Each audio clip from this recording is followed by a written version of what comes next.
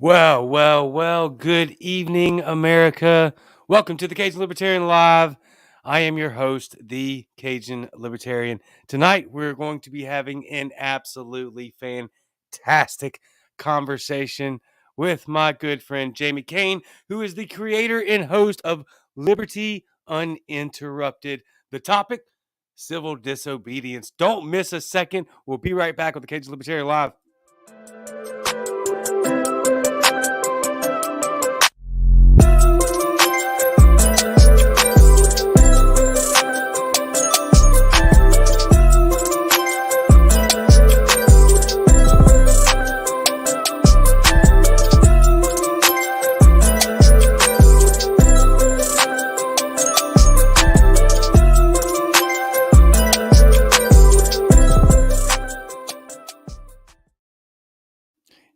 Yes, indeed.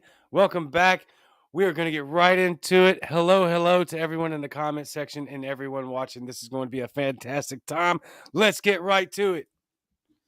Jamie, my man, what's up? What's up, dude? How you doing? I'm doing well. How are you? I'm good, man. That intro is fire, bro. I was over here like jamming, dude. I was enjoying that. Appreciate it. Yeah, that's Yeah, my man. good friend Tony Moan. He put that together for me. Fantastic graphic Yeah, you creator killed that. I'm and like, dang, video. I gotta give me one of those, dude. That was fire, bro. I really enjoyed that. It got me all hyped up. I was like out of my chair for a second, you know?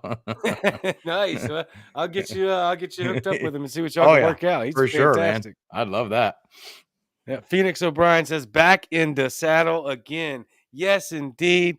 Big tech overlords, our supreme leaders, have let me on to have a fantastic conversation with Jamie Cain, the podcast host and creator of a phenomenal Instagram account and a website that I checked out. Dude, your website is phenomenal. Thanks, man. Yeah, I made that myself. I don't know what it is, man. I just have a knack for like making websites. I don't know. I don't do it for a living or whatever, but I just enjoy doing it. It's kind of fun, man. So I whipped it up together. Yeah, I've changed some things. Obviously, my perspective has changed. I started the podcast, so changed some of the about me and the mission statement a little bit. But all together, man, like put that thing together, and it's been going good ever since. I appreciate that. Yeah, absolutely. Well, shoot, I will get you hooked up with a video designer, and you and I will get hooked up on how I can advance I my got you, website. bro. I got you on that one. Barter system, baby. that's Barter why that's what I'm system. talking about. This Some is the way. agorism right there. That's right. This is the way. So let's jump right into it. Civil disobedience. In a short version of recent events, just go ahead and tell us, on your opinion, how in the world did we get here? Well, we got here today because of the disobedience, because of us not paying attention, because of our forebears just thinking too little of freedom, thinking that because we're in the land of the free, quote unquote, in the home of the brave, quote unquote, that somehow that passed on to them. But one thing that Thomas Jefferson said that freedom or liberty requires eternal vigilance, and we lost that vigilance. We lost that spirit of defiance, of disobedience, of protest, of revolution. Honestly, we lost that. We got complacent, we got comfortable, and we let the world distract us. And that's how we got here, man. That's how we're going to stay here unless things change. Yeah, I totally agree. That complacency is absolutely our downfall. It is the cancer. I'll give you my short, quick opinion. I think back somewhere during the FDR session, which was obviously an abhorrent downfall and continuation of what Woodrow Wilson did to just pollute our society and our economic apparatus with cancer. Somewhere along those lines, where they made it so difficult for us to work within the society with a single income, and they made us go dual income, and our wives started having to work as well, and we started to have to put our kids into the education system, and then we got fat and happy. How far am I off on that? Man, I think that's pretty spot on, man. I think one of the biggest things that the state has done to rob us of our liberty and freedom is by attacking the family. To me, I mean, I don't know how other people feel, and obviously we're all entitled to our own opinions, right? But for me, I think Right. the family is the most important unit that has ever existed and will ever exist, right? And that's where values are taught. That's where for me, like that's where everything starts, or at least where it should start, Yep. right? And so you have where the state has created a welfare state. Daddy government has enticed women and some men to have single parent households, which has destroyed, in my opinion, the fabric of society. And I think when Facts. you remove any one parent from a household, and that other parent, therefore, and most times it's women. Like, let's not lie. Like, it's a lot of single mother households, which to me is an atrocity. Men need to Yep. step up and raise their own damn families, and not leave it to government and Facts. the welfare state to do it. But with that being said, when single family or single parent households become dependent on the government, there is for me, it is hard to escape that hamster wheel of here's a paycheck, here's a paycheck, here's a paycheck, here's your food stamp, here's your food stamp, because what you get so like complacent and comfortable in that situation that you can't escape it, right? Like there are Yep. people that have 7 kids because they need that extra income, right? Like just so daddy government gives them more income to become more dependent. And what they don't realize is, as a state takes hold of your food, of your housing, of everything, those aren't rights being given to you. Like, you don't have a right to food and a right to housing. You don't have those rights. But as they say, well, we're giving you the rights that you naturally should have, what they're really giving you is slavery in the form of fictitious rights, right? So like it's just state dependence, which is another form of slavery, right? Slavery, when it came to chains and bondage, ended, but when it came to interdependence on the state, slavery still exists, in my opinion. So Yeah, I'd take that a step further. Being the root definition of slavery is just the ownership of another person's labor, right? So yep. if we're viewing slavery through that lens of owning the the the fruit of another person's labor, then when they scrape off money right off the top of your paycheck, that seems to be pretty much. And then not just that, if you actually look at how far the taxes go before your paycheck even arrives to you, Yep. and then you add on the dependency, which is a massive problem. It's a huge problem in the black community. If you look back, I think in the 1960s or so, or right at maybe 1970s, I'm not sure. I think they had like only 30% were single mother homes, Yeah. and they had like a Now it's 60 something 70%. percent. Yeah, now it's 70%. They had like a Yep. 60 something percent business ownership, and then we lost all that. Well, that community lost all of that. It absolutely just flipped on its head and has crushed that particular demographic. I hesitate to use the word black, because nobody's black and nobody's white. We're all just some shade of brown. But for a reference point, I'll use Black Americans. So that has absolutely devastated that household, and it looks to me as if what the current government, and not just in America but all around the world, they're all in concert to try to make us all more dependent on the government. Well, absolutely. Well, you've seen that today. You see that with the COVID regime and everything that's happening there. We'll probably get kicked off here in a second just for me saying that, the It's gonna word that shall happen. be not be named. But you see it with the current regime, the current power struggle that's happening today, where people are so reliant on the state because they live in fear. They want the state to tell Yeah. them it's okay to go outside now. It's okay to travel now. It's okay to go to work now. It's okay to go to the grocery store. It's okay to breathe fresh air. It's okay to exercise, right? They want permission from the state, right? Which to me absolutely blows my mind. But that's what the state over the last couple of years has done. That now people not only Yep. rely on the government for a paycheck, they rely on the government for permission to live their lives, Yes, which is right. absolutely baffling to me. And it's infuriating, but more than anything, it's sad. Like, what kind of life is it when you're waiting for? It's almost like they should have a broadcast on TV. It's like if your name starts A through your last name is A through D, you're allowed to go outside today, right? It's like 1984, man. But Yep. people want that. They feel comfortable. A lot of people do. They feel comfortable in the dependency, and it's because they've never truly lived in a free society. They don't have any frame of reference. I think we're libertarians or anarchists or volunteers, wherever you are. For me, I'm much more on the anarchist side of things now, but I think wherever you are, we don't live in that frame of reference because we've educated ourselves enough that we've seen a little bit through that freedom lens and that window. We've done enough research for ourselves that we're like, there's a better life out here, and I own myself. But for a lot of people, they never even thought that. They've never even had the coherent thought that there's more to this than having a world ruled by criminals and liars and Hmm. cheats. Yeah, I got a great comment here. Before I get to that, excuse me. Is I'll that say from this. I was like, Phoenix? It is from Phoenix. Yeah, that was a good comment. Yeah, Yeah. Phoenix. Oh, okay. I didn't know if you could see or not. Yeah, I can see Been it on I'm a mine. little rusty because, like I told you before, Big Tech has just slaughtered me, and I haven't even been to go. I haven't been able to do a show. This is only my third show in 60 days. Big Pretty tech can go to incredible. hell, So dude. It's just that simple, yeah, bro. right. Yep, Support yep. free And Cajun. so Hashtag free Cajun. yeah, I appreciate that.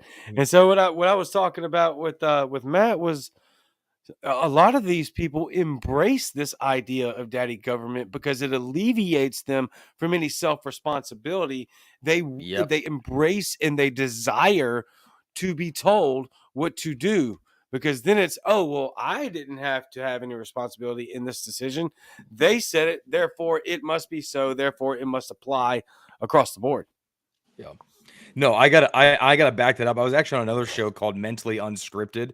I'm not sure if you've ever heard of that one. They're really That's good. awesome. Scott and Paul, like they're smart ass dudes, man. Like I, almost felt a little out of depth with them. They're really intelligent dudes. But anyways, we were talking Right, about that, and they had me on to talk about, because neither one of them are anarchists. They're both libertarians, but they wanted my opinion on what an anarchist society would look like, just in my opinion.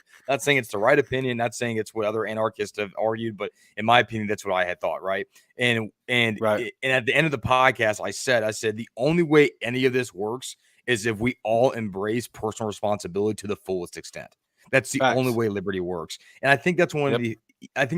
the strongest like methods of the state in robbing us of liberty and freedom, is that they've created generation after generation that will not accept personal responsibility. Especially, I'm a millennial. That's I don't right. know where you are in that spectrum, What do they call it? I'm a geriatric millennial. an elder millennial, yeah. So Yeah, yeah, I'm a millennial, and our generation is just so like everything is expected, like free college tuition, yep, a living minimum wage, whatever the hell that means, right? Like free housing, like free healthcare, here, I'm yep. waiting.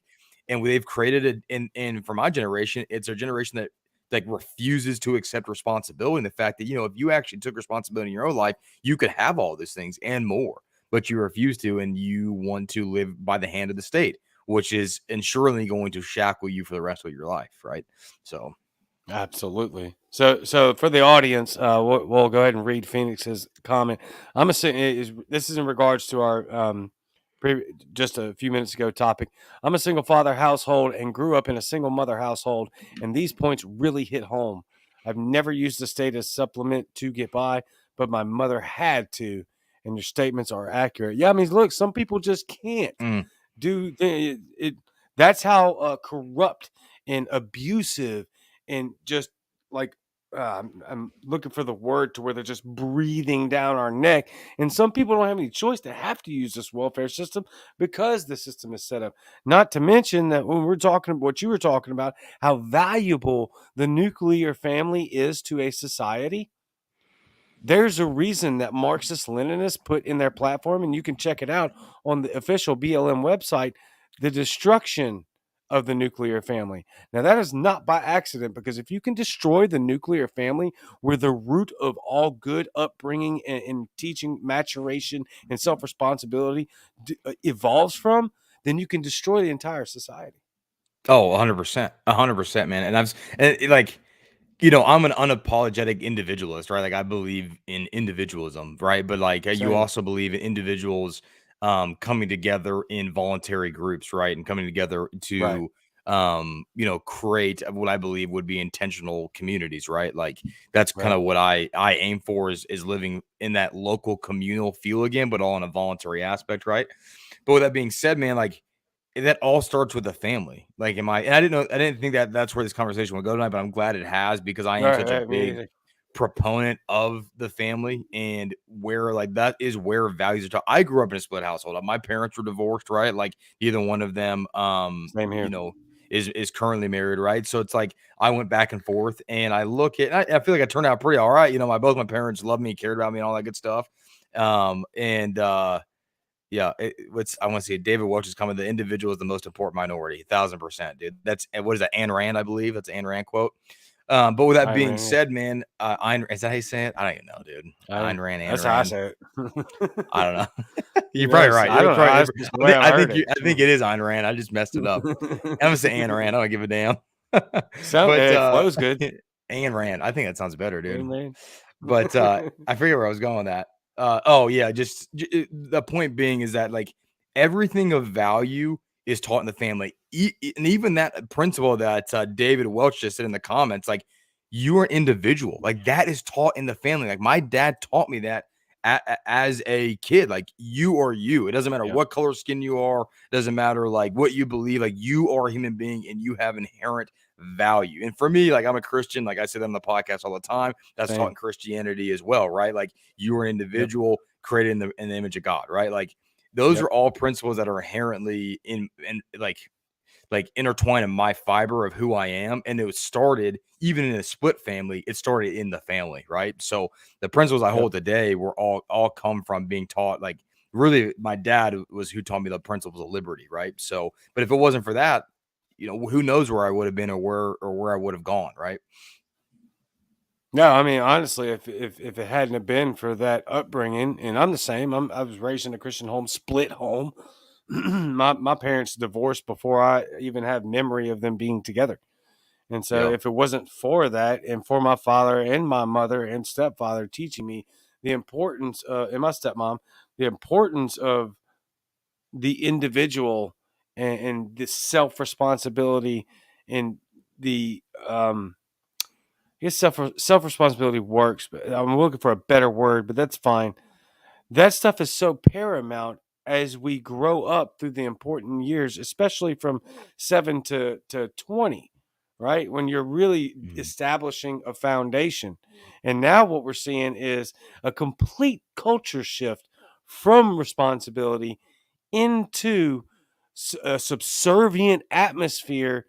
It Yeah. is you need to comply because they're the ones that need to give us everything we need to survive and thrive because it's owed to us, as opposed it is our duty Yeah. as Americans, especially because we live in this country of symbolism of freedom, that it is our duty to go out and get it.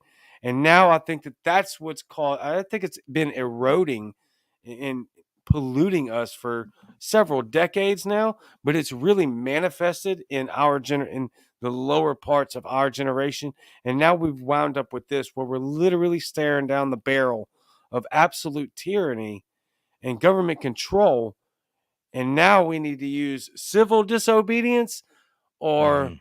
how do we get out of this, in your opinion? Because I know a lot of people are Yeah. talking about some things that I would really not like to go into, especially as a wartime veteran.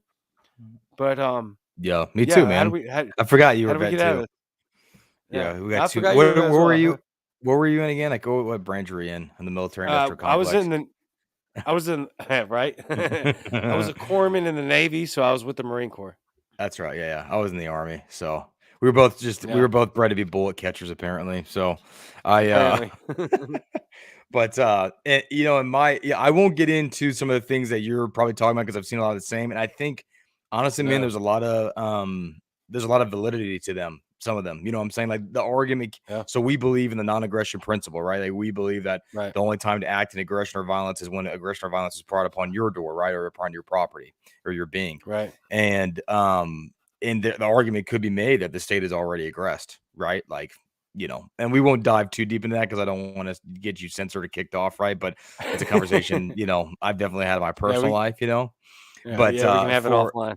yeah, but for the online version, that's all in Minecraft, by the way. That's all I'm talking about in Minecraft. But but you know, for today's conversation in civil disobedience, man, I don't think people realize that when the masses realize the state is incapable of any meaningful change or good in the world, it then begins to collapse, right? Like people Yep. subscribe to the state because they think because they think in some, even people that like even conservatives who quote unquote hate the government, right? They still think Mm, there's some good to it. They still think there's some some things that they can do. Like for them, they will take the conservative example. The military is still good. The standing military is still good. We still spread freedom and democracy all over the world in the form of bombs and dead Iraqi children, right? So like right, that's just a fact of the matter, you know. And right, and for you know for liberals, I think government can do everything right. But once people right, see that all the government is another mafia, that is built on a monopoly of aggression and violence, and all they do is take and take and take and destroy in the name Yep. of whatever system they proclaim to represent, that's when it all falls apart. So for me, I think people need to start realizing that the state can literally be ignored out of existence if enough people do it. If enough people walked, for me, and I know a lot of libertarians will disagree with me on this, but if enough people walked away from the voting booth, if enough companies walked away from, imagine if 30 to 40% of the companies in the United States said, we're done paying corporate taxes to you because you're a mafia. We're just not going to do it anymore. The state does not have the bandwidth or the manpower. And some people can say this is a simplistic worldview, but it's true. I mean, how many people make up the government? I think it's like 3 million or something like that compared to the 320 million that we have in the country, right? Yep. So for me, they don't have the bandwidth or the manpower. If enough people walked away, it's the same. You can use the example of cannabis, right? There's 40 million Americans use cannabis in the United States. No, there's a lot At of, least. especially at least that we know of, right? There's a lot of, excuse me, there's a lot of minority Americans in prison because of that, which is a freaking joke, and they need to be released yesterday, right? So we can all acknowledge that. But there aren't 40 million Americans, all 40 million Americans in jail right now because of cannabis use. Why? Because the state doesn't have the bandwidth to enforce it at that level. So they just kind of let it go. Like people just smoke cannabis and it is what it is now, right? Like they just use cannabis and whatever. It could be the same way with literally everything. With every right that we have, we could do the same if enough people got on board. Yeah, so I always fudge these numbers up, but a good concept of it works anyway. So I think I've heard I've heard this from like, if you have like 3% of the American population just say no, then government would have to redirect their course. And if like 7 to 10% of Americans said, you got to stop, we're not doing this anymore, they would have to completely change. I think government makes up probably 2% of the population. I know the military that we were in makes up less than 1% of the population. That was what they So always you take said, the right? rest. You're less than Yeah, 1% of America. Take pride in that, every time, Yep. all the time.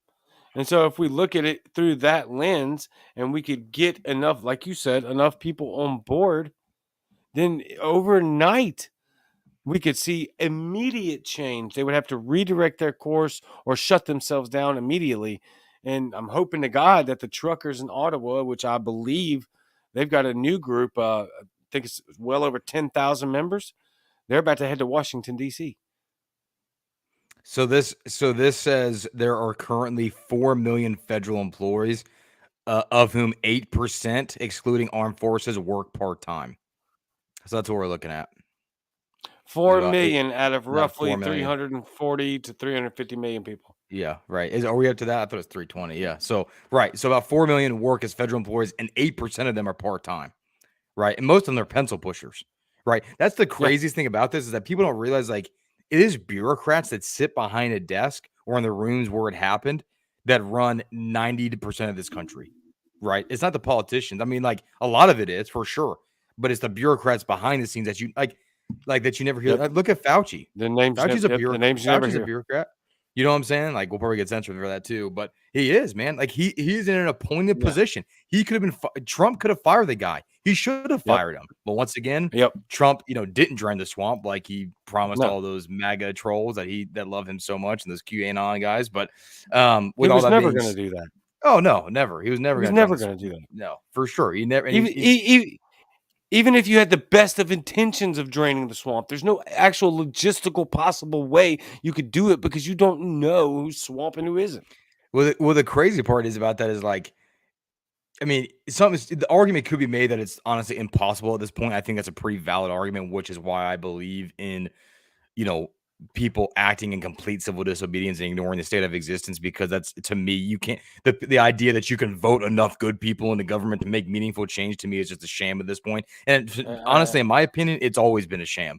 So let me go ahead and clarify that. But the argument could be made that, that Trump, is just always impossible. Trump didn't realize that. The problem with Trump was like, he didn't even try to make it look like he was trying. The dude put John Bolton in his cabinet, the war hawks of all war hawks, right? Like you can't claim to be draining the swamp when you're doing that, right? So, but anyways, going back to the almighty Fauci, he said, what did he say? what was I going with that? Oh yeah, he's hired. Like Trump could have fired that guy, but he didn't. Like that's the crazy thing. Like a lot of these guys are appointed, bureaucratic jobs or just jobs they got hired in and have been in DC for 30, 40 years. You never hear their names, but they're the ones running the show, right? So even if you do believe that voting is the course of action to make enough change, you can't vote those people out. How many quote unquote good people would you have to vote into politics it'd have to be a 10-to-1 ratio because of how much power those bureaucrats have, right? So that's where I'm just thinking in my head, I'm like, the only answer is complete disobedience on a mass, not even a mass scale when it comes, like you said, 7%, which isn't really even that big considering. But if 7% of Americans said we're completely done with this joke, things would change. I want to get to some of these comments, but before I do, real quick, I want to talk exactly about what you were just saying, because if we were, number one, I wouldn't ask you to lay out a logistical diagram of how on earth we would go about collecting enough of the population to put them on board into doing this, because that seems like just a nightmare that we'd have. That conversation would have to be behind the scenes. Plus, I'm sure we're already being watched by our alphabet boys. I just always assume that about 3 minutes into any podcast, I've got a few Fed fans tuning in. Fed fans, dude. That's funny, dude. I like that. I just made that up. Sorry. No, that's good. I like that. Fed fans. So at this point, how on earth could we? Because I've been telling people for days, right, weeks. And my dad, I tell him Trump should have fired. All of these things laid out, like, right, you're a Trump supporter, but and the answer I get is, oh, well, he's just a human. Like, okay, yeah, we don't even go into that, but let's go into what we can actually do right now with civil disobedience before some of what I've been witnessing and apparently you've been witnessing happens. Because if that goes down, we're all in a world of bleep, in serious bleep. Yeah. And so what is it that you think that we could do to start the ball rolling into getting, let's just say, 3% of the population that agrees with us to be louder about it? Can we start there? Can we at least just start at being louder about it? That's the crazy part. That's a really good question, man. And I don't think I have the perfect answer by any means, but I'll try, give it a swing. But, I think the first thing I got to say is it's kind of crazy because the left is really good at being loud. Like they're not good at action, but they're really, really good at being loud, and like they get out in the streets, they create like these packs and they create protests, they do everything. And, I think it's for libertarians. I use that as an umbrella term. I think one of the things is you can learn certain things from the other side, right? Like we should be in the streets. Like we should be at rallies. We should be getting loud. You should like go to your state capital and you should create as many events and protests as physically possible. Peaceful protests, mind you, like don't give them an excuse. Like I'll just say that, very frankly. But I mean, we need to get loud. We're just not good at that and maybe it's because we embrace the individualism so hardcore like we do that oftentimes we almost think like we shouldn't get in groups and we shouldn't go, but like protesting and a peaceful revolt is in our DNA. Like in every libertarian's mind and heart, that should be a piece of you, right? Like that is what liberty requires of you is a spirit of revolution, So I think there's that. Two, I think conversations, man, I'm really big into.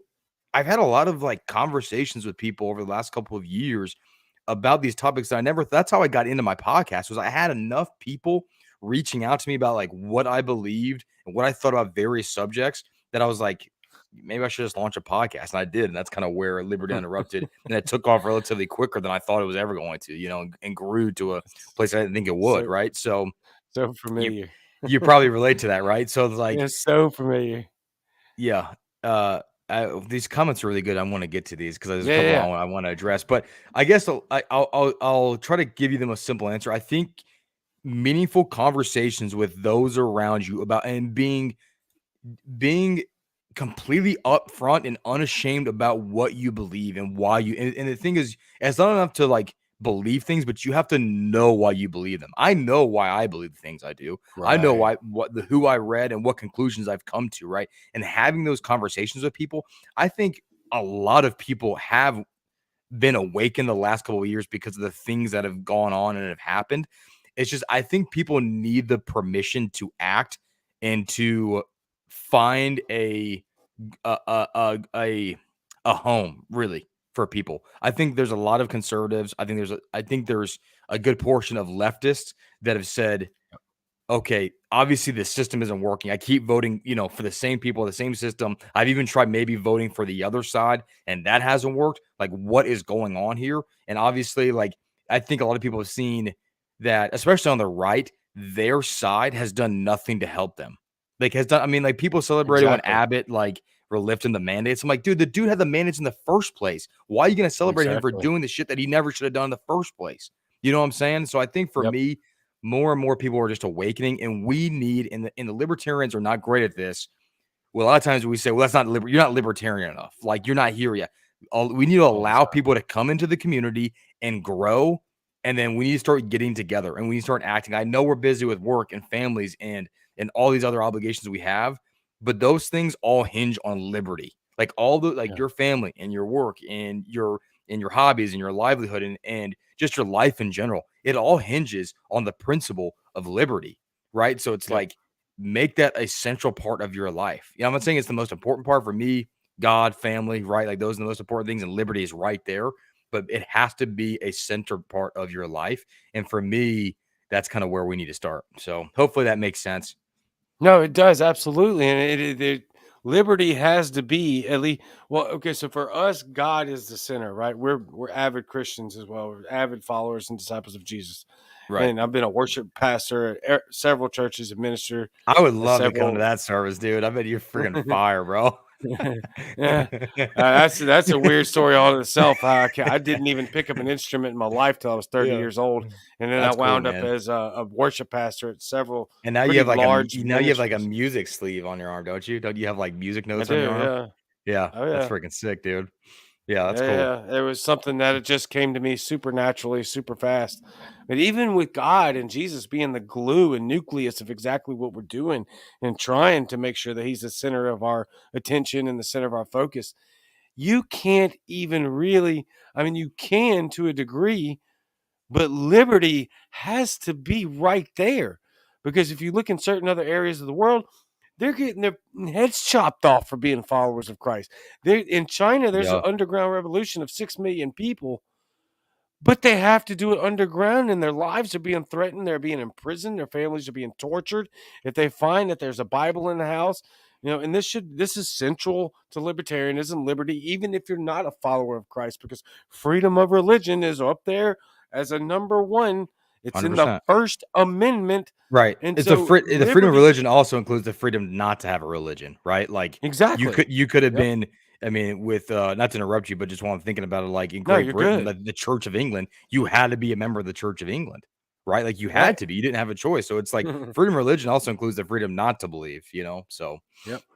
No, it's freedom of religion, meaning freedom to worship whoever you want without state interference or not worship anybody that you want, even if you want to worship yourself.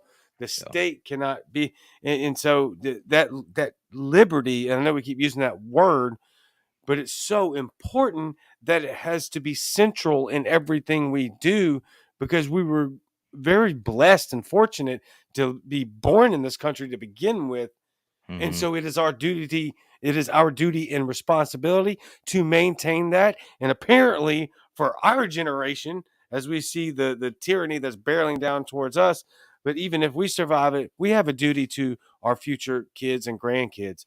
And so I think you're spot on there. Liberty 100%, has to be man. right there.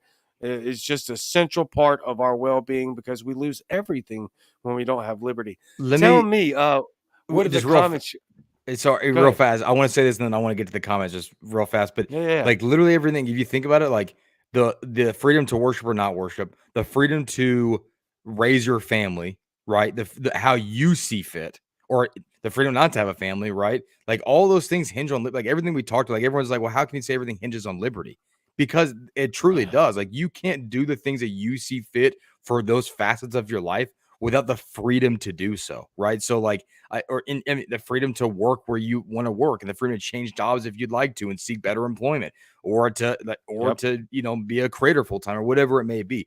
All of those things hinge on liberty, right? So I think people need to wake up and realize, like, as crazy and as busy as our lives are, maybe we need to, and I talk about this a little bit in my podcast, like maybe we need to step back and sacrifice some of those other things, not like the God and the family, but just some of those extracurricular activities and hobbies to really focus on liberty. Cause like if you said, it's not really even about us anymore. It's about the future generations, really. You know what I'm saying? And like Yep. that's what is required of us is sacrifice. But and so Yep. anyways, to go into the comments, man, go Yeah. ahead. Yeah, because we'll keep ranting all day Yeah. long. So, um, you're a more experienced podcaster than I am. I'm sure you've been doing a lot longer. So I love I don't what you think got so. going. You're like, man, these comments are great. Well, I've only been podcasting since April, so I'm not even a year into it Oh, yet. yeah, I guess I have, man. You're just a baller though. That's the difference, bro. Bro, I've just been lucky. I've just been blessed. I So, think it's the name. Everybody likes the name. So, which comment were you wanting to dive into first? well, You there's a tell me. couple of them, I'll man. throw it Like, on the I mean, all screen. of them. Like, there's like little things. So, like, where is it at here? So, David or Phoenix O'Brien said, if you're not on some sort of watch list by now, you're probably. Yeah, that's true. Okay, that's not the one. Yeah. That was also good. Oh, so Phoenix said the left also has funding and organizational support from destabilizing individuals like Soros, which is 100% true, right? Which is Yeah. another, and he's right. Like the leftists have, and like the Clinton Foundation, right? Like all these Yep. organizations that exist, that support their cause, which is another reason, which is an even bigger reason for why we need to get together, like voluntarily. I'm not saying as a collective, but as a voluntary with a common purpose as allies. That's why we need to get together, because think about the support, like Soros. How much money does that guy have? How many economies has Billionaire. that man literally destroyed single-handedly? Right? Like Yep. that is just another reason why we have to step up in those communities Yep. as Yep. libertarians together, right? Yep, and I'll say this: this is where the left is so much better and more. And I don't want to say the left because I don't want to include liberals, because liberals, that's rooted in liberty. We're talking about these progressive, quote unquote, Marxist, Leninists, basically authoritarians. This is what they get so freaking well, that the right is so terrible at the right, libertarian, centrist, everybody that's not hardcore progressive. We miss it. They set a goal and they will cut every throat in their way to achieve that goal. It doesn't matter if they have to lie, cheat, steal, they will do anything in order to achieve that goal. And what we do, and I say we very, very, very loosely, right? Yeah. The others Yeah. is the others are vastly more reactive to what's happening. And when we're reactive, we're too late. Yes. They've 100%. already just burned 100%. everything down in their path and have absolutely corrupted everything along the way, while they're dead set on the, and they're all focused, they're all 100% in alignment. They never break character. I mean, they're just in sync and in concert and absolutely 1000% driven. Because they have a common goal. Like here's the thing I don't think libertarians realize. Like, and I had Larry Sharp on the podcast. I know you've had him on as well. And something Nice. that we Yeah. we talked about was like the problem with libertarians is this: we fight about the method. Like we all know the goal. Like the common goal is to reach a voluntary society, right? Like that is the Yep. common goal, to maximize freedom, right? And if people aren't aware, there's actually a principle within Libertarian Party. And I have a weird relationship with the LP because I am a member of the LP, but I don't vote. So I look at it more as a voluntary association and as Right. almost like an activist kind of thing than I do anything else, right? But with that being said, and as almost like a communications like outpost for liberty, But anyways, Yeah. they're horrible at. I mean, let's just be honest. Like the LP has sucked like really bad at that. Real bad. Yeah, but Spike is great at it, right? But anyways, Oh, outside of yeah. him, but we're going forward with this idea though is like we fight on the method all the time. We know what the goal is. There's a goal. There's a principle. That's where I was going with that. Excuse me. So going back to that, there's a principle within the Libertarian Party called the Dallas Accord. It happened in Dallas, Texas. They call it the Dallas Yes. Accord, Yes. right? Yep. And they Yep. Yep. Yep. said Yep. that the whole purpose for the Libertarian Party to exist is so one day it didn't have to exist. Right. One day, like politics would cease to exist. Right. So it's the idea, like Ayn Rand, however you say it, said that I'm so obsessed with politics because one day I hope to never speak about politics ever again. And that's my opinion. That's why I had the podcast. Beautiful. I'm so like ingrained in it because I hate it so much and I want it to go away. Right. And so for me, going back to that, it's like, so we know what the goal is, to reach a fully voluntary society where if you want to choose to be under state, fine, that's your prerogative, but you don't have to be. You can live as a voluntary sovereign individual in the way that you see fit. That's the goal. Okay. So we get so entrenched in the method of reaching that we forget the goal. We fight about like, well, voting is that method, or organizing is that method, or ignoring the state's that method. My thing is, do whatever you think you have to do, but let's just stop the fighting and focus on the goal. And whatever method works for you, whatever method is progressing liberty where you are, great. But let's stop fighting each other and going at each other's throats because the way we're progressing liberty or the way we're fighting for liberty. And remember that we're all here for the same reason. Man, I get slammed for that message on Twitter habitually because I post it probably every, something in reference to that, exactly to that right there. Matter of fact, I did one today, or I did one yesterday, and it carries on for 48, 72 hours sometimes, right? Because all I get is bombarded with people that say, but how can we continue a party when we're allowing X to be involved? And Y to be somebody that's running for office. It's like incredible. It's like, wait a minute, take a step back, pull the microscope off for just a second, and let's remember what the goal is and who we can ally with for said goal. And then remember that we can work out some of these differences later. I get that that's not always going to be, easily attainable in the moment. Some people you just can't work with, and liberty is not truly what their goal is. I get that. Right. But my God, man, we are every day, every second and minute that we spend fighting and gatekeeping, the state is crushing us.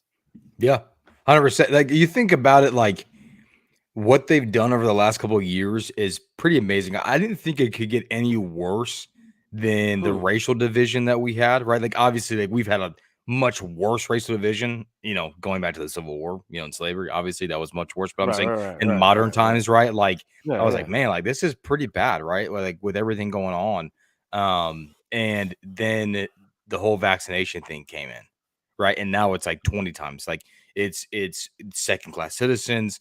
People, the whole healthcare as a human right crowd has basically disappeared because they're celebrating people being denied heart transplants because of vaccination status, right? Like that kind of stuff. And it blows me away because that's exactly what the state did. Like we're so busy, like hating each other because of medical status that we're not actually recognizing what's going on. And Yes. and libertarians fall in this too. And it's hard not to, right? When you have like a group, and I'm not saying all vaccinated people feel this way, because I know vaccinated individuals that don't feel this way. They don't agree with the mandates. They just feel like the vaccination was for them, but they don't agree with the mandates or lockdowns. Yep. But then I also have a lot of people that were on board for literally all of it and think that you should be ostracized from society because you chose not to be. And and so it's hard to look at those people and be like, you know what? I'm not even going to waste my energy on you because there's more important things to focus on. It's hard to do that because honestly, I do want to waste my energy on those guys. I want to tell them to shut the hell up. And you don't get the right to tell me that I don't get to have a job or a livelihood because you don't like the way that how I live and how I treat my own body and so on and so forth. Right. But the state has done a really, really good job at separating us because of this, right? Like we're also focused on hating on each other and fighting each other in the division that is definitely here in this country now. Like there is no doubt about it that we're ignoring. And I've often thought about this, how much more is going on behind the scenes that we don't know about, that we don't understand. Like, for instance, the destruction of private property in this country through BlackRock, through BlackRock buying Oh my God. millions of homes within the United States, and none of us are paying attention because we're too busy about losing our jobs. Meanwhile, private property is ceasing to exist in the United States of America. Have you followed the Great Reset?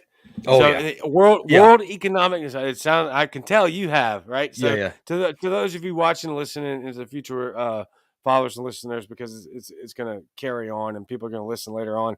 If you don't know the Great Reset, right, this is not a far right conspiracy theory. That's absolutely They have a ridiculous. YouTube video on it. They, There's literally a they, YouTube video They have an promoting it. entire the Davos has entire meetings on it habitually. You can go right now to the worldeconomicforum.org and see exactly what Jamie's talking about right now.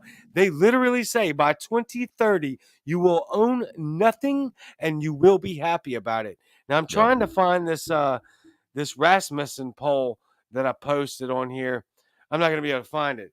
Is But that the one with the Democrats and them saying yes. like the percent? Yes. Yeah, like was it The 50% percentage of people Democrats? What was it? Go ahead. go Sorry. ahead. No.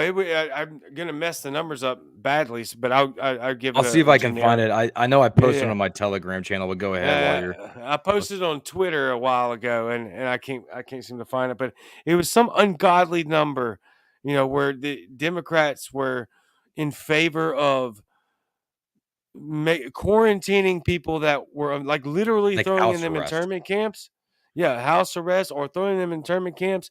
And then there was, I remember one of them specifically because I was just like completely floored and disgusted that it was 27% of Democrats polled said they would agree with taking your children from you if Yeah, you were unvaccinated. This is unbelievable for a shot that, as we know right now, currently provides very minimal protection for a very minimal amount of time. I There you found go. it. Okay, give Yeah, it I to us. found Give it. it to It's us. actually I shared it from your profile. Oh, nice. It Thank you. says And it says sorry, go ahead.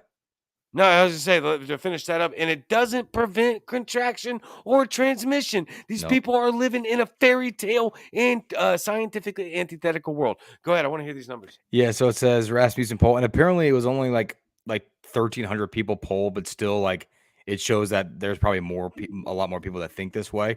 So it says Right. 29% of Democrats support taking your kids if you refuse to take the vaccine. That shit fires me up, dude. That's like It's that's like lock and load. That's like lock and load language right there. You know what I'm saying? It is 100%. I Yep. would have. Yep, I'd be there. 59% of Dems support you being put on house arrest if you refuse the jab. 48% of Dems say you should be jailed if you question the vaccine online. If you question the This vaccine is online, 48% think you should be in jail. Like we should be in jail right now, bro. unbelievable. It's incredible. It's just like what they're trying to do to Joe Rogan right now. Well, you had the actual White House calling for censorship. Look, we need to Welcome to wake fascism. up. It is fascism. That is literally fascism. That is The literally definition of fascism. the government seizing means of what's it called of the The production of means of goods or services, production right? and services. Yep. Yeah, right. So it's like That's communism, but I love how that's communism.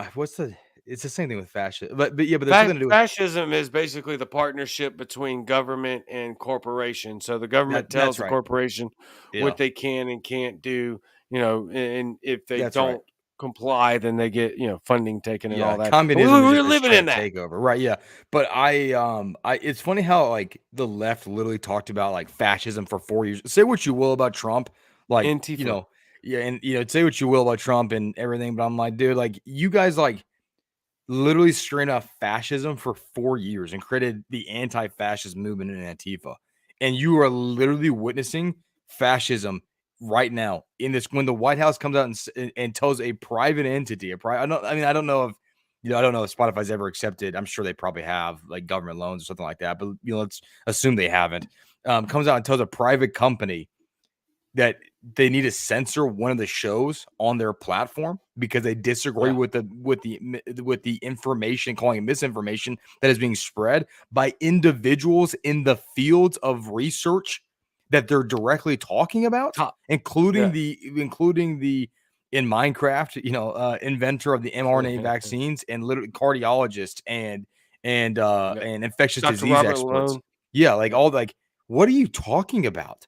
And the crazy thing is, even if those things were lies, even if it was quote unquote misinformation, that's protected by freedom of speech.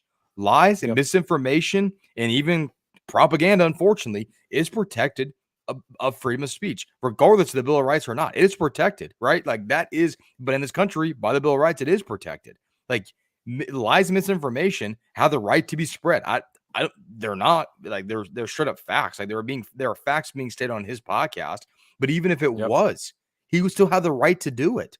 And yet here Yep. we are.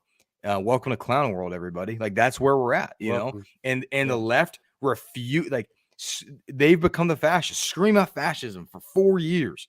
And when fascism is actually on their doorstep, they welcome it with open arms. Absolutely. It's incredible to watch, but not unexpected, because they have absolutely no moral guideline. They have absolutely or no moral compass. Oh They have no. no structure. They will absolutely just flow like water into whatever direction their narrative fits. Why? Because that's what authoritarians have to do. And look, when you censor people of the caliber of Dr. Tim McCullough and Dr. Robert Malone because they're on a Joe Rogan podcast, Yep. these people are at the top of their fields. This is how you create these caveats of conspiracy theorists that you're actively vocally trying to prevent from happening. This is the direct cause and effect. This is correlation causing causation. When you Right. censor these experts, you can expect backlash from people going, hey, if they're the ones that can't speak about it, then no one can. Yep. Well, the funny thing is the difference is now versus then is that now now the it fits their narrative, right? Like the lie, Exactly. like the government control now fits their narrative, so they're on board with the fascism now. It's not that they don't like the left doesn't like hate they hate your type of fascism. We want we're cool with our type of fascism. We just don't want your fascism, right? Like that's the difference, right? Like we're a part of the narrative. As long as the agenda, the narrative fits what we want, we're all good for government corruption. We're all good. We're all good for a status agenda. We're all good for a takeover like the Great Reset, which fits their narrative. The Great Reset is real, dude. The World Economic Forum does not hide that. You can literally go to the greatreset.org and look up their whole their whole campaign. The whole campaign is to destroy private property. You want to get rid of a free world, destroy private property. That is the easiest way to get rid of a free world in a world full of liberty is to destroy private property. Without private property, I think it's Rothbard that said, I could be off. I can't remember. It was one of the libertarian thinkers, but without private property, there is no liberty, right? Like that is one of the staples to, that's one of the absolute pillars to everything that we hold dear in this ideology of libertarianism, right? Of the liberty movement. And so for them, for them, it is absolutely necessary to destroy that. And they are like, that's the thing. Like, well, we're all like we were talking about earlier. Well, we're all distracted. Like even the stuff that we're talking about, right? Like this is happening in the background. It is actively happening. And I'm tying that back into the fact that the left is celebrating it because they're putting it in. If you read the thing, they're putting in the guise of climate change. Because here's my thing, and we can put our tinfoil hats on if we want to, but let's put them on. which I don't even think we have to. But like, because wear it's it all true. the But time. they like the COVID narrative is falling apart. More and more people like I wish it would have happened a lot sooner. But you see people like on Bill Maher's show coming on and saying, "Oh yeah, love all it. this stuff was a lie. We were all lied to. You know, they were like, I'm done with it. I'm over. Right? I'm like, you should have been saying that a year and a half ago. But welcome to the club, right? With that being said, now the status propaganda machine is moving towards climate change, which was kind of always Old Faithful before, but now they can see. They say on the World Economic Forum during the lockdowns, like carbon emissions decreased by like 7% worldwide or something like that. So now they're propagating this idea of a lockdown like every like 6 or 8 months or something crazy like that. Maybe some year. I could be off on the amount of time, the time span, but they're wanting lockdowns frequently in the name of climate change, the name of combating the disaster known as global warming and climate change, right? And we can get into the science of that in a different day. But it doesn't, whether you believe it or not, doesn't mean that you should be locking down all the world's population and saying you can't leave your house for your safety. and for your health. Right. And like that doesn't make any sense, man. And it's just another means of control. So as the narrative of COVID falls apart, they're shifting to Old Faithful, which is climate change. And the World Economic Forum is using that to propagate their agenda. And the left is all about it. They're all like, I know people on my personal Instagram that they are all for yearly lockdowns because it's going to help the planet. That's Quote unquote. just remarkable.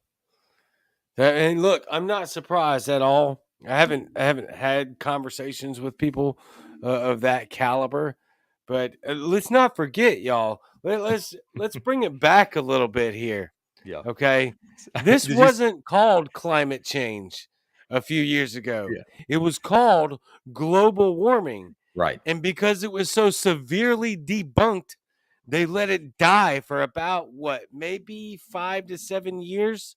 It They never quit really talking went about it. away, but it definitely wasn't like It you remember when it Al wasn't Gore's like an mainstream. inconvenient truth came out and like everybody Yeah. was like, oh man, well, this is like the greatest. And the thing is they kept predicting the world was going to end in like, and islands in the Pacific East would be gone and like in Still 10 doing it. years. And then they keep back. They've been doing it since the 60s.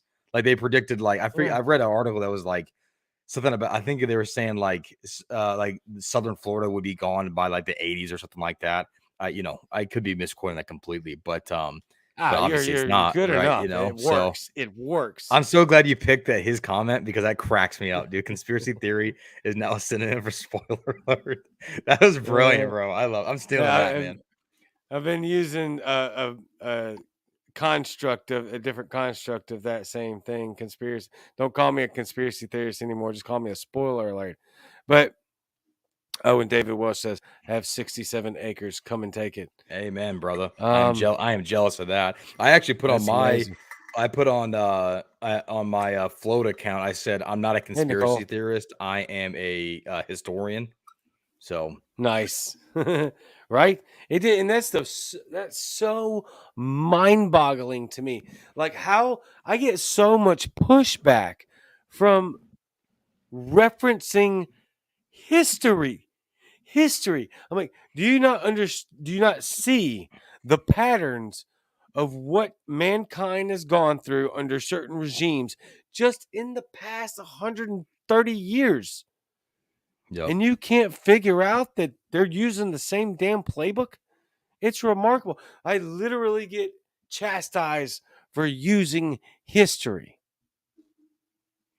Yeah, I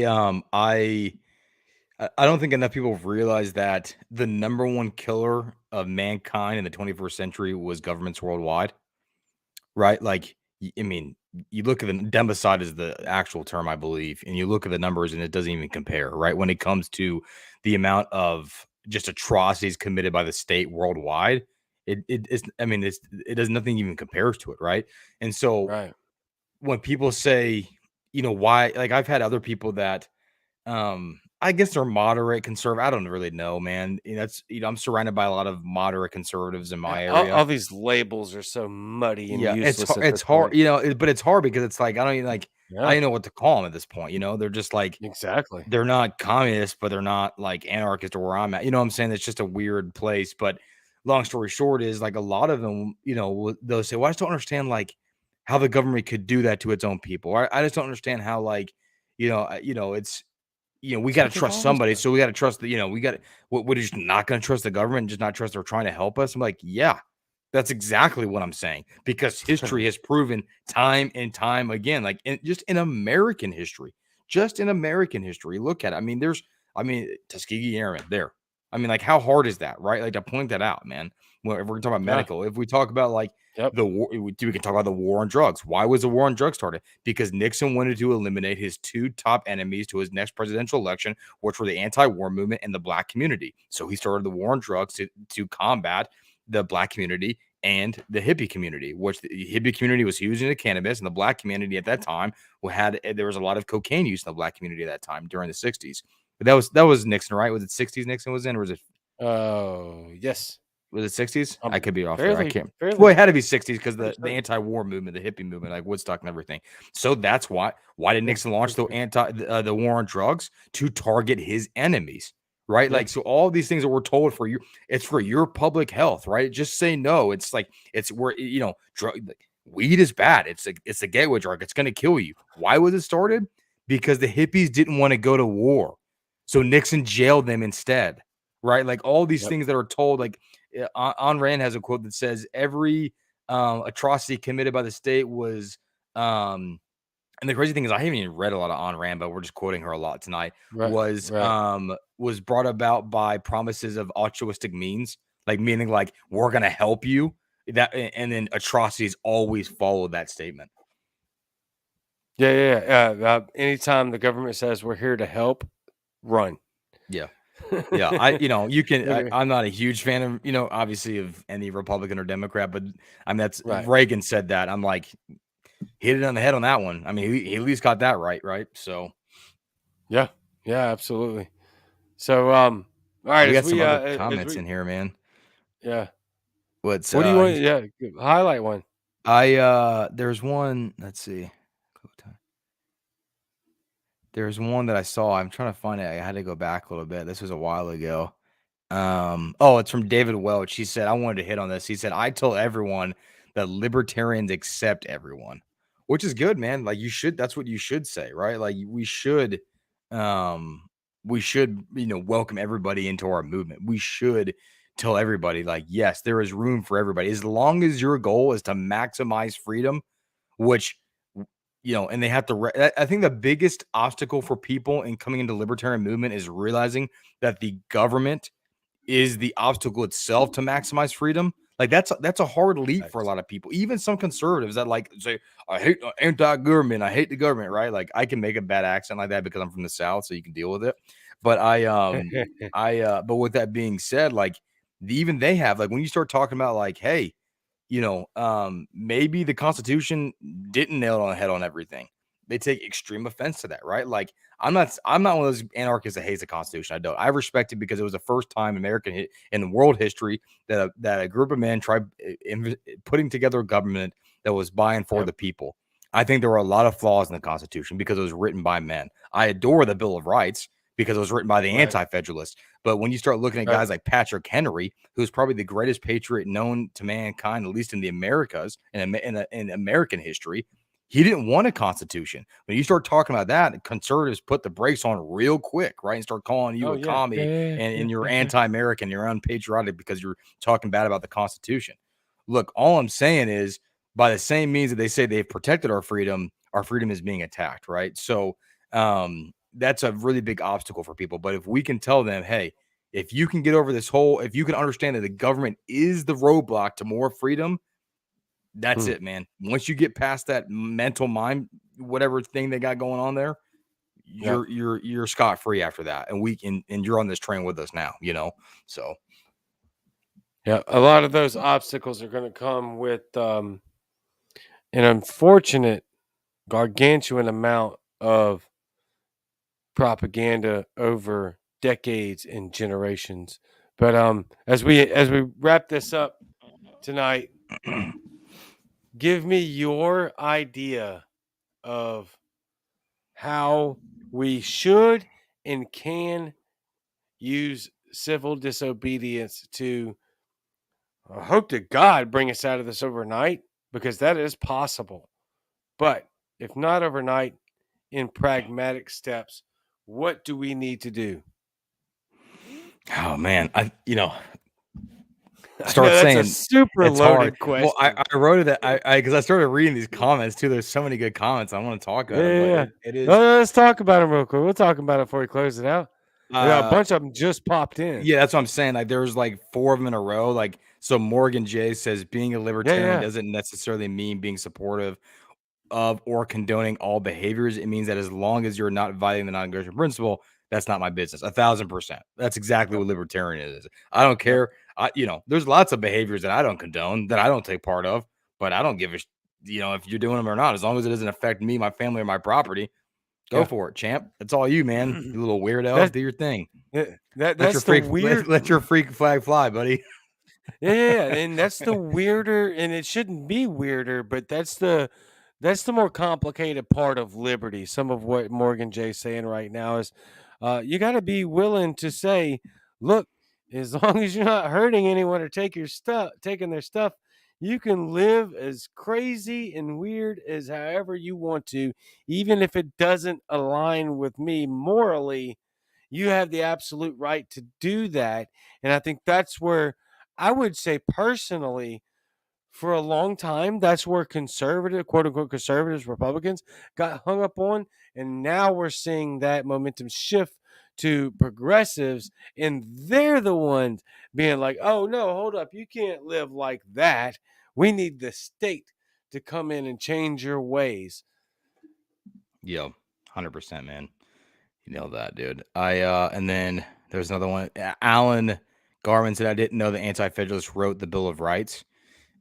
This is something that's actually, so like James Madison physically wrote the Bill of Rights, and he didn't really consider himself an anti-federalist, but the people that were in his camp that were in support of a Bill of Rights that said that the Constitution without a Bill of Rights was just another tyrannical document that would lead to more tyranny of people. So the people that were like behind Madison and were the loudest voices for the Bill of Rights were the Anti-Federalists. No, Madison wrote it, he penned it, but the team behind him, team for lack of a better term, were the Anti-Federalists. So, and I'm glad that this is brought up because I use this quote all the time from James Madison, fourth president of the United States, penned the Bill of Rights. A crisis is the rally cry of the tyrant. Amen. And I put that into perspective. Where we are today, right? Huh? And it's where we are always today, man. Situational design. It's always, I have to create a new crisis for more power because that's what tyrants do. And yeah, I don't know that, like you said, I don't know that he was an anti-federalist, but he was a staunch advocate for liberty, which is why he penned the Bill of Rights, which is, to me. Sorry, go ahead. I was going to say, to me, is probably the most valuable part of our written foundation, Constitution, Bill of Rights, Declaration of Independence. The Bill of Rights has to be the paramount. Yeah, to me, the Declaration of Independence, like out of the founding documents, the Declaration of Independence and the Bill of Rights are top two, right? The Declaration of Independence was cool because it was claiming sovereignty from at that time, the world's greatest empire known to mankind, right? And then the Bill of Rights was recognizing the individuals, which, that's, for me, like, if we're going to do any founding document, we should have just written the Bill of Rights and called it good. You know what I'm saying? Like, said, okay, everybody do you. You know what I'm saying? But that's not where we were. But Madison actually went back and forth between the two. I think I can't remember exactly like his history, but I know that he at one point was considered himself in the camp of the Anti-Federalists, and at another point he didn't. I just can't remember the timeline of that. But I don't know. Yeah, and then Phoenix O'Brien said conservatives want less government and lower taxes until they start another alphabet agency and raise your taxes. Just looking at that. Yeah, conservatives want that until you start saying, but we're going to raise the military budget and we're going to make a bunch of more tanks and bomber planes and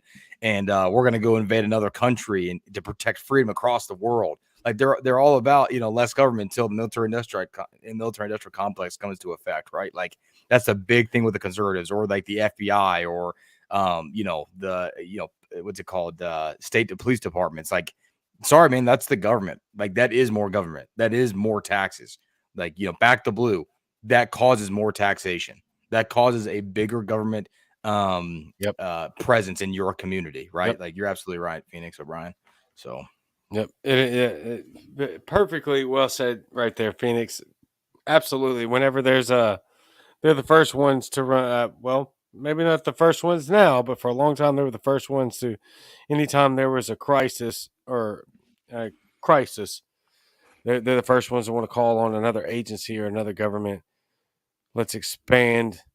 So it always turns my stomach anytime I hear conservatives start to talk about.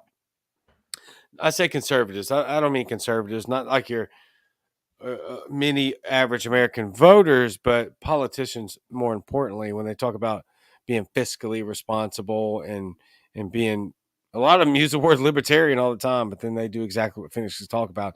That's expanding the state and crushing our freedoms. Well, it's like what we talked about earlier, right? Like the left is about like, I don't want your fascism, but I want mine. It's the same thing with the conservatives. Exactly right. I don't want your government, but I want mine, right? Like that's what it comes down to. It's like, no, I don't want any government at all, period. Zero, zip. I'm out. That's pretty funny too, because they say, what's the difference between a libertarian and an anarchist? About 6 months, right? Honestly, that's what, dude. Like, I consider myself a libertarian since 2012, and those who listen to the podcast know this. After I volunteered for Ron Paul's presidential campaign, and that's really what like I thought I was already a libertarian. I didn't know what to call myself until that point, right? And then I started the podcast, and literally about like 4 months into the podcast, I'm like, I'm a volunteerist or an anarchist for people that don't know that terminology, right? But like, I was like, after reading Lysander Spooner Come there's a collection of essays called Neither Ballots Nor Bullets that really like changed my mindset, changed my outlook, and just other like Rothbard and so on and so forth. Man, I was like, man, like the government is straight up illegitimate. It is straight up a monopoly on violence that is unfit to exist, right? So I can personally attest to that saying myself. So Anarcho-capitalism for the win, says Phoenix. Now, here's my issue with that, because I completely 100% agree. I know we're a little over time here, but let's dive into this I for didn't a even know second. you had a time limit, man. I apologize. I'm sorry. No, you're good. I just to keep listeners and watchers, maintaining throughout the episode. I try to keep it, under an hour, because I know people don't. I'm not Joe Rogan, right? Like, people are gonna sit there listening for 2 hours, so I They want them might, to try to dude. make You don't sure. know that. Yeah, I don't know. They might not, but let's flesh this out for a second. So, I am in 100% agreement with that. A state, a government, is inherently, by nature, by definition, by its nature, is evil, immoral, and corrupt. However, what we view as an anarchist society, which would be, correct me if I'm wrong, but law and order without rulers, which I'm all for, that is utopic, right? That's a utopia. Now, I'm just speaking. Don't take these as like my personal opinion. Actually, that is kind of my personal opinion. But I'm trying to play devil's advocate here on a little bit. Yeah. I would love that society. That personally, for me, would be best. Even if you want to go start your own commune, you want to be an anarcho-communist, or you want to have a small government over your municipality and a police force, fine, go do that. I would prefer an anarchist society in the true definition of no rulers. Everybody's kind of a mutual destruction agreement. You don't hurt me, I don't hurt you. We're going to live peacefully, and we're going to exchange voluntarily and produce our society.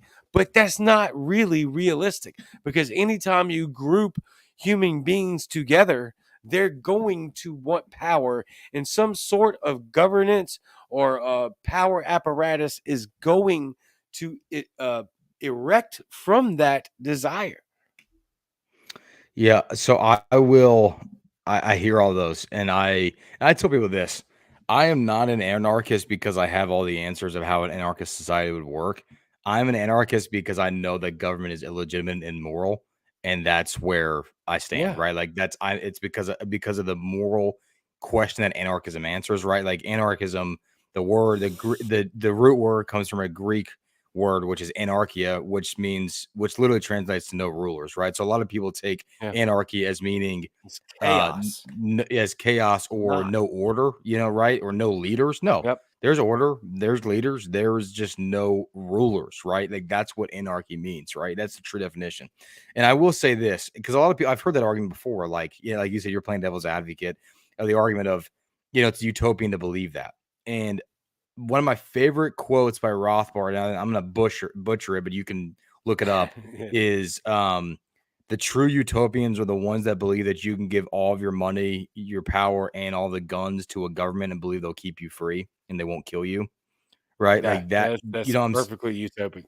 I'm saying? Like that's the utopia to me, is that we believe that we can have this small minority, because what we have in America, you can call it a democratic republic or a representative government, whatever you want, but truly what it is an oligarchy. That's truly what we're living in today. 100%. We're living in an oligarchy, right? So to me, it's utopian to think that we can have this oligarchy that stemmed from a so-called free republic that won't continuously violate your rights. Like it'll all, like you could run this simulation 100 times, and I believe 98 out of the 100 times we would end up exactly where we are today, right? So my opinion is that it's utopian to believe that we can keep a government on the face of the earth without it violating human rights and growing in what is grown today, which is a monopoly on violence, right? So, and the crazy thing is too, like, we've gotten closer to this. Like, if you think about human history, we went from like war tribes to monarchies and kings and queens to republics to democracies to democratic republics, representative governments we have today. And I'm not saying, and all those things are wrong. All those things are immoral and illegitimate, but we've gotten closer to where we need to be.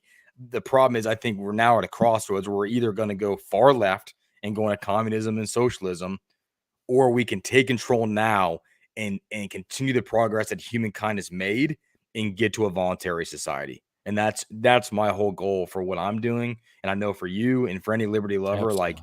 we've got to take the wheel. I'm not even saying go to the right. I'm just saying go in the right direction, right? So Right. yeah, And but who still builds the roads? You're right, Phoenix. That's a yeah, good damn yeah. question, bro. I love that. I love that because something I found out a while back was guess what? The same people that build your roads now. Did you think that government builds roads? No, they don't. They hire private contractors to do it. You are literally paying a middleman Yeah. that does nothing for you. Matter of fact, and as we've fleshed out and given great examples of how much they actually destroy your life, okay, but putting that aside, you would just hire the same people that build the road now. I Yeah. love that argument because it's so obviously Phoenix is on our side, and thank you for Yeah. the It's satire, Phoenix. But sarcasm, yeah, for sure. right, it's sarcasm, it's satire, but oh, it's just so ridiculous. Like, oh, okay, I guess I'm sorry, I didn't realize that for however long that humans have been on the planet, we didn't have paths to walk on without a Right. government or to drive a vehicle on. We would just, without government, we would just all of a sudden forget how to use money, currency, barter system, exchange of goods and services, and forget how to build damn roads. That's just remarkable. Here's a deal with that too. And I tell people, I'm like, dude, let's say like roads really would stop existing, if like, which isn't going to happen, but if government went away tomorrow and the roads went with them, I'm like, that is a price that I am more than willing to pay. I will sacrifice the roads so that I can keep my paycheck and I don't have to worry about a no-knock raid and getting 72 bullets in my chest for no good reason, right? So like, I'm happy to sacrifice the roads if that's what it takes. Obviously, that's not the Right, case, but that's what it is. What it right. is. Yeah, I what does love that say? this. We don't need We don't. government; they need us. Yeah, 100%. But Uh, it's like they're I'm a parasites. I'm a big fan of the first Matrix movie. Great movie, lots of Yeah, parallels to modern world. Also, phenomenal. Yep. if you guys are watching, I'm a huge fan of V for Vendetta. I have the graphic novel behind me as well as that painting. Nice. But in Matrix, like, right, the machines use the humans as living batteries to keep like to keep living, right? Like they literally keep the humans in the Matrix, suck the energy, and use them as living batteries so they can continue to live, right? One of the things that Ron Paul taught that I'll never forget is that the government inherently has no money. Where do they get their money? And I want to end on this because I know we got to end. I That's have a quote from really Lysander good. Spooner. But government has no money. Where do they get their money? It's from the Yep. people. And how does the government operate? And let me read this quote from Lysander Spooner in our Yeah, please do. ending. You ready? So it says, let's see if I can find it here. I just had it and I probably just lost it. If you have anything to fill the space up while I'm looking for this, go ahead. No, I was literally just grabbing my personal phone to get ready to tweet out that government is parasitical by nature. Amen to that, man. I'll find it here, guys. I'm sorry. Give me a second here. No, you're good. Take your time. Um, There was another I'm comment one. though that you could read. I'm sure that just popped up. I saw. Yeah. Oh, let me read this from Phoenix. The WHO will build the roads. Tribe also will remark on another. On other. Now, Phoenix did tell me he was There we go. operating a crane, or he or she, I'm sorry, was operating a crane while tuning into us. So that's freaking Respect awesome. his I pronouns, bro. also Come on. Right. I also want to thank Alice for tuning in on YouTube. Thank you so much, and Morgan J for tuning in on YouTube. Thank you very much as well. The Phoenix says, "The Who Will Build the Roads tribe also will remark on other services such as EMS, LEOs, and fire departments that we wouldn't have those without the state and being robbed by them." Yeah. Right, exactly. People think that we need government to allocate these resources when in fact all you need is the people that do it already, and then a free market system to where yeah, you may get a governing body to help allocate resources, but you can literally hire people to do that as well. And it would be cheaper and much more efficient than what we have now. Jamie has the quote. Go ahead, my friend. Yeah, so this is from Lysander Spooner. It says, "So these villains who call themselves governments well understand that their power rests primarily upon money. With money, they can hire soldiers, and with soldiers, they can extort money. And when their authority is denied, the first use they always make of money is to hire soldiers to kill or subdue all who refuse them more money." Hmm. Right? Like that's what it comes down to, man. Like Yeah. you asked me the question earlier, like what could we do? Like kind of like some pragmatic steps. Honestly, man, like we need to figure out how we stop giving them our money. Because going back to what we were talking about earlier, the government has no means of production. Like the government does nothing to create value to create a dollar, right? They can print money, right? Like sure they can do that, but the money they have is stolen. The money they have is by theft and Yep. theft alone, right? And they use that money to fund your destruction. They use that money to send bombs overseas. They use that money to arrest people for victimless crimes and imprison them for 20 years to life. They use that money to extort you. They use that money to take lawyers and attack your business because you had the audacity to keep your business open during a mandate. The money that you paid in taxes to, they will use to shut your business down, right? So for me, we got to figure out Facts. like we have to figure out a way to get the money out of the hands of the politicians and the state. Once we do that, things will change. So that's a part of civil disobedience, and obviously that's not even civil disobedience. That's just the moral right thing to do, is to not allow someone else, regardless of whatever uniform or status that they portray or think that they own, to steal what is rightfully yours. But for the sake of this, the state of what we're living in today, via civil disobedience, I agree. Number one, we need to first find out a way to stop giving them money. Now, when they scrape it right off the top of our paychecks, That's the how do you hard stop part, that? right? And that's what I'm saying. I don't know if I have the answer to that, but that's what I'm trying to figure Yeah. out. Honestly, it'll take ballsy companies saying, "Nah, man, we're done with this. We're out. Sorry, we're going to operate as a sovereign entity." You know what I'm saying? We're not gonna allow you to steal from us, and more importantly, we're not gonna allow you to steal from our employees, right? Like that. It's just gonna take some ballsy people that have the testicular fortitude to stand up. Like that's what it's gonna take because people think like, okay, I'm going to fight for freedom, but I'm not going to sacrifice my comfort. And I fall victim to this mentality too. Like I forget Right. what it takes for liberty and for freedom. And if you look at freedom fighters across the world in all times and all generations, it was not easy. It wasn't, but it's not meant to be easy, right? Right No, now, it we have requires sacrifice. yeah, it does require sacrifice. And I don't think like I posted something on my Instagram about how like people need to be willing to be fired from their jobs when it's all the mandates and stuff were happening. Yep. And I know that's hard. And I got a Very. lot of backlash for that. And I can attest to that because personally, I wanted to do something very similar and I stood my ground, right? But that's neither here nor there. But I got a lot of backlash on Instagram of people kind of reaching out to me saying, "Well, that's easier said than done, Jamie. That's it's easy to say that, sit there on your podcast, but or on Instagram."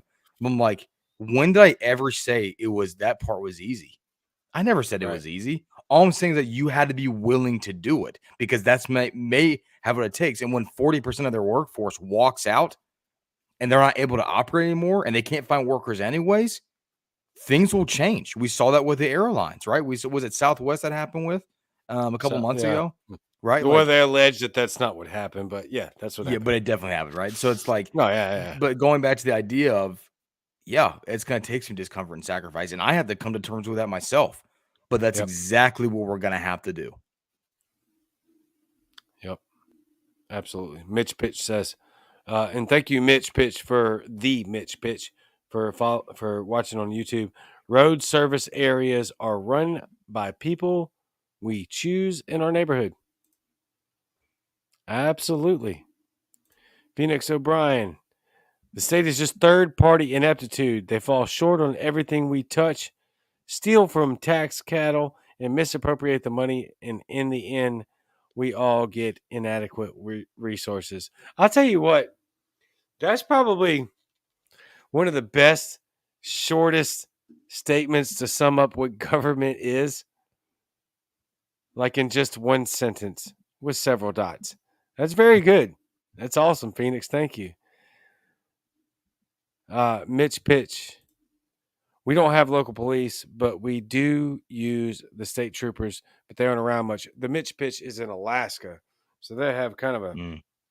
different situation up there. Me knowing far more about Alaska than I ever did when I partnered with Eskimo Libertarian for a very long time. Well, I say a very long time, it was months.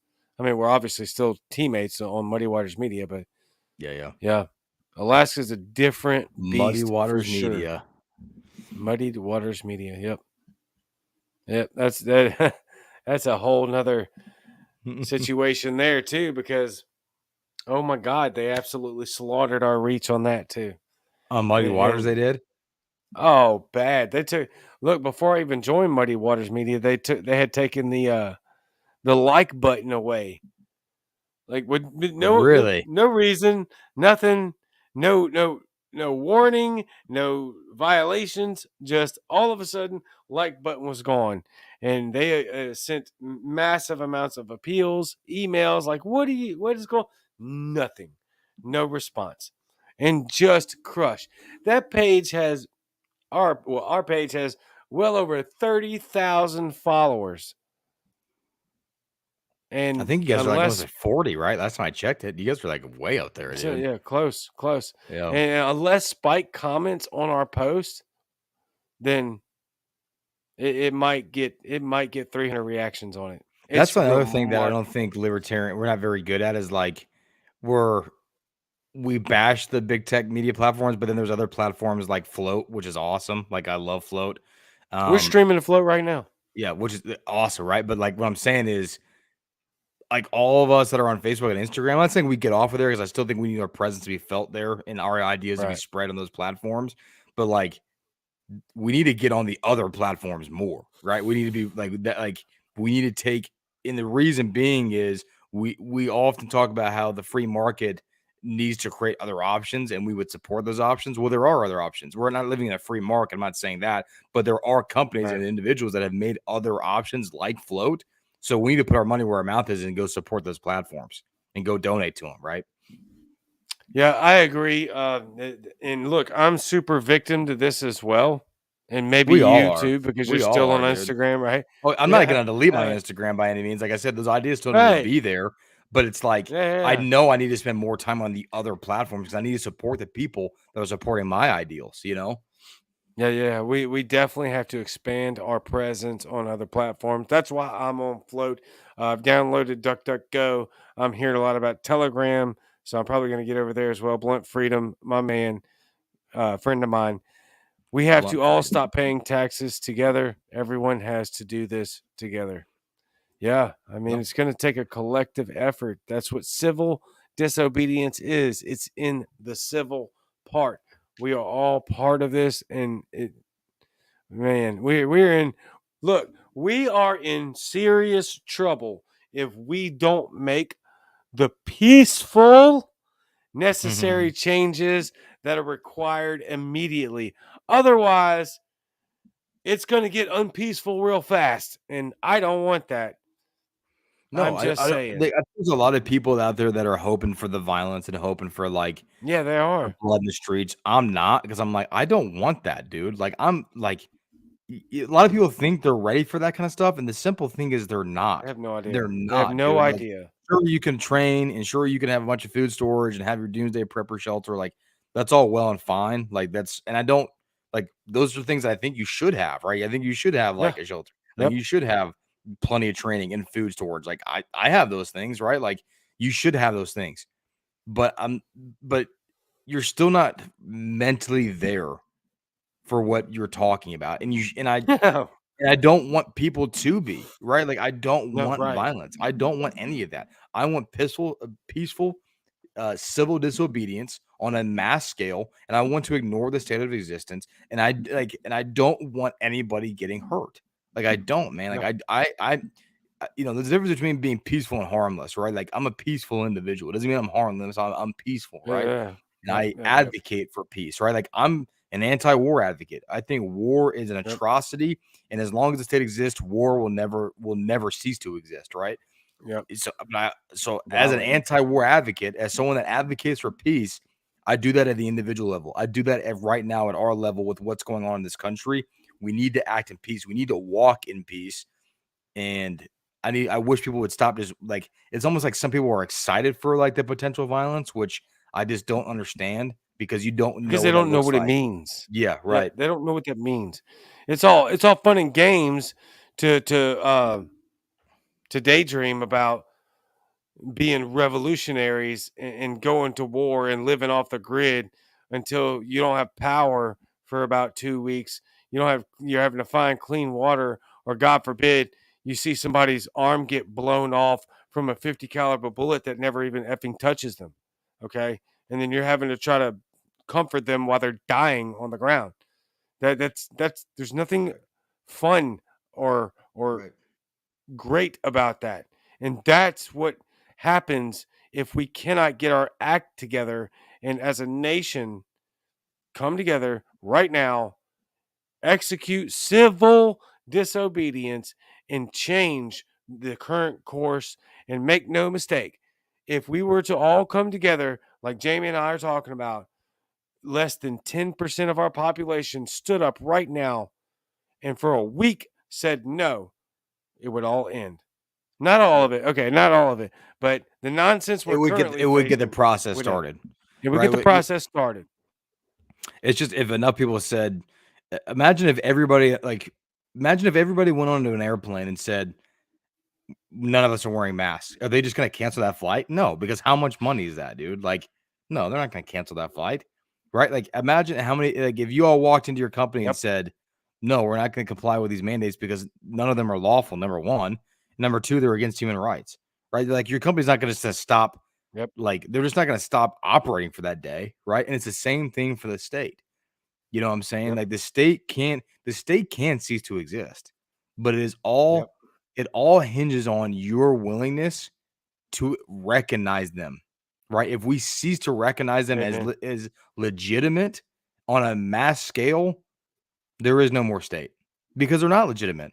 Once enough people realize the state is illegitimate, the matrix and the illusion end. All authority is an illusion, right? These people have no legitimate claim or authority over you, your being, your rights, your freedom, none of it.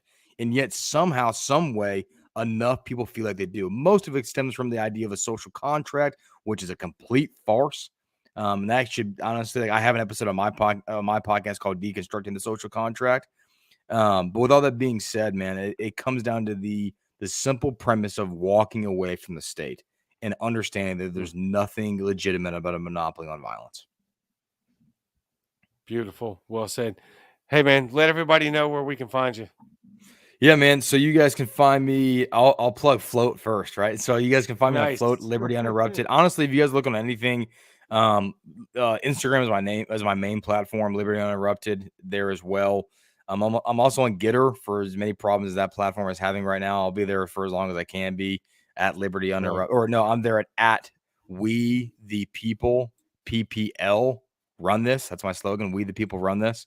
And then you can find my podcast on all major podcatchers. So if you guys just search on Apple Podcast or Spotify, just look up Liberty Uninterrupted. You can find me there. Much appreciated. We've had some really good guests on, including Cajun Libertarian, and Thank you. the whole purpose of my podcast is the libertarian method to overcoming the state, having conversations with those within the liberty movement and expounding on ideals and helping people see kind of the stuff that we've talked about tonight, man. So as always, man, I'm very appreciative of you having me on this. The first time I've been on your podcast. I hope it's not the last, man. I always enjoy our conversations, man. And, Godspeed and good luck to you. Yeah, man. Thank you so much for spending the time with me. I know we went like an hour and a half, but such phenomenal content. You're absolutely intelligent dude. If we could get more people on board with you and us really, we would be really chucking in the right direction. I can't thank you enough for coming on. I hate the fact that it took so freaking long to get you here, but we Sorry, got man. you here, and I personally enjoyed every second of it, and I hope that you did as well. Oh, 100%, man. Yeah, let's do it again. That's awesome. Yeah, we will. I got some plans for the very near future of something that I'm going to. And look, you're getting this first live on air before I even told you. So, but I've got plans to have something cooking real soon to have you back on, and maybe even on Muddy Waters Media here soon. So, thank you very much, my friend. Oh, jeez, dude. I Oh was yeah, gonna do do a it. fist No, pump, good. and I knocked over That, my that's water even bottle. better. That's better. It I'm adds gonna to drop my mic, the dude. right? I mean, you basically dropped your mic almost damn near every freaking minute of this interview. So it wasn't even an interview. This is just a conversation. I Oh loved yeah, it brother. every second.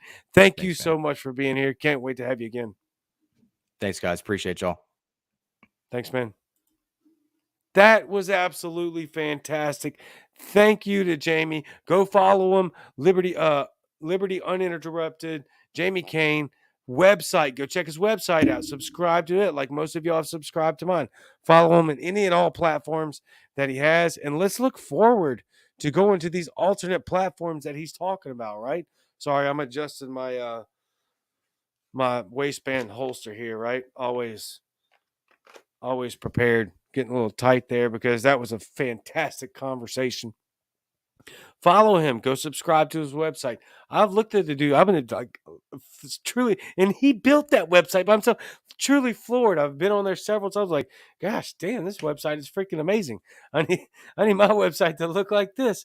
Go check out the website. Subscribe. Follow him on Instagram, Telegram. I think he's a Getter as well. I know he has a Facebook account all over the place. And let's look forward to having people like him and his voices and that leadership come through on all platforms in all areas. And if you have that same passion, energy, and commitment and devotion, your neighbors need to hear it. Start your own podcast, start your own page. We need to hear you. This is mass noncompliance. This is civil disobedience on a large scale that we must have, or we are not going to get out of this. And we're not going to get out of this anytime soon. Alan, good show. Thank you, my friend. I thought it was fantastic. Freaking great conversation. I want to have more of these types of conversations, and I will have Jamie with me a lot more in any capacity that he can fit in and that we can find a place for him because absolutely amazing. Thank you, Alan. Great show. Blunt freedom, mass noncompliance is the way. Yes, it is. I love y'all very much. This was incredible. Thank you for tuning in, and I will see you Friday. Same Cajun time, same Cajun channel, and I'm out.